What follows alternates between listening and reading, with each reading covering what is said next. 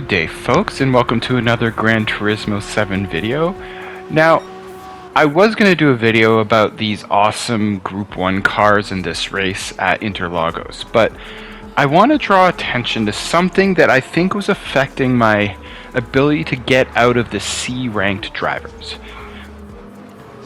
Now, this little graph here, this red graph next to the speed, is the amount of brake pressure that I am applying. So you can see it as a red bar, and as I'm applying brakes through these corners, which is very important to be as smooth as you can see my brake force jumping up and down as I finish this race. It is of extreme importance to be as smooth as possible, and I was finding I was struggling a little bit to really break out. I was in a high C ranking. I was feeling like I was about to get to B, but there's something that's holding me back. And what I think it was, as I went into the next race, was my actual Thrustmaster T3PA pedals. So this is that qualifying session, and you can see the white bar in this case is the real force I'm applying, and the red bar is my ABS trying to smooth it out. And if we look in here, you can see how much that white bar is jumping around. You can see a little bit of the red bar trying to smooth it out, but that is the potentiometer in my pedals. Just after a lot of use the last few years, a lot of crud, you can see it just jumping around as it's not able to give a smooth signal to my PlayStation. So what I did is I looked on the internet and I found how to clean those potentiometers. I thought, you know what, I'm not a hardware person, but I'm going to give this a try, because this was costing me seconds a lap. Now, this is the first lap I did after taking apart the pedals and just cleaning the potentiometers. I found a video, which I'll link in the description below, of how to open up the back of the case and how to kind of get into potentiometers to get them working. But before I did that, you can see that I set a lap of 222.4 on Mount Panorama here.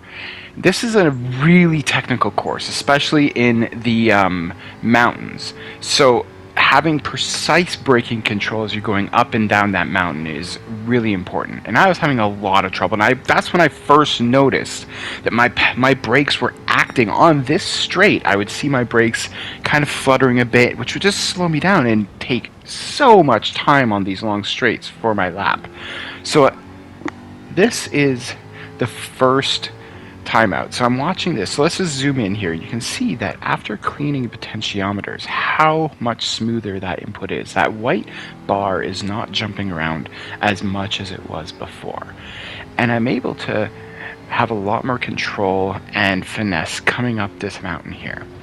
So all I really did was take the back off the pedals, clean out all the gunk that was in there, readjust it. There are two gears between the potentiometer and the brake. I took this as a really good time to adjust that just to feel perfect for while I'm racing. What I want to do is I have that cone mod on my brake pedal because of the T3PA, and I want to, once I hit 50% of my brake, just touch that cone and be able to like push a little harder. So you can see I'm able to hit 50% brake with very little effort, and then just pushing a little harder I can get up to 100% brake.